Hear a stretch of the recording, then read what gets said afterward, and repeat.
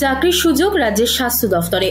Group D সহ একাধিক পদে নিয়োগের বিজ্ঞপ্তি জারি করা হয়েছে। অফলাইনের মাধ্যমে আবেদন করতে পারবেন আপনারা। আবেদন পদ্ধতি, শূন্য পদ থেকে বেতন, জেনে নিন বিস্তারিত। পদের নাম মাল্টি রিহ্যাবিলিটেশন ওয়ার্কার এবং কমিউনিটি হেলথ অ্যাসিস্ট্যান্ট।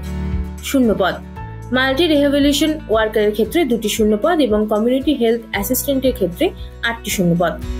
বয়স সীমা 2024-এর 1 জানুয়ারির হিসেবে আবেদনকারীর বয়স 21 থেকে 40 বছরের মধ্যে হতে হবে।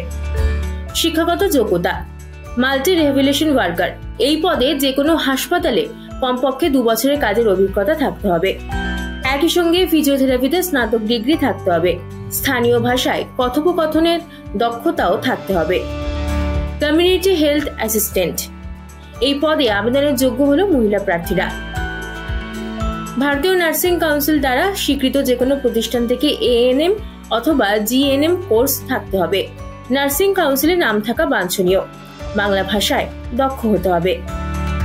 মাসিক বেতন মাল্টি রিহ্যাবিলিটেশন ওয়ার্কারের ক্ষেত্রে 18,000 টাকা আর কমিউনিটি হেলথ অ্যাসিস্ট্যান্টের ক্ষেত্রে 13,000 টাকা বেতন।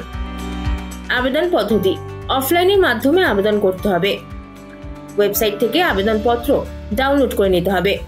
আবেদনপত্রে প্রয়োজনীয় তথ্য পূরণ করে তাতে নথি যুক্ত করে জলপাইগুড়ির CMOH অফিসে পাঠাতে হবে।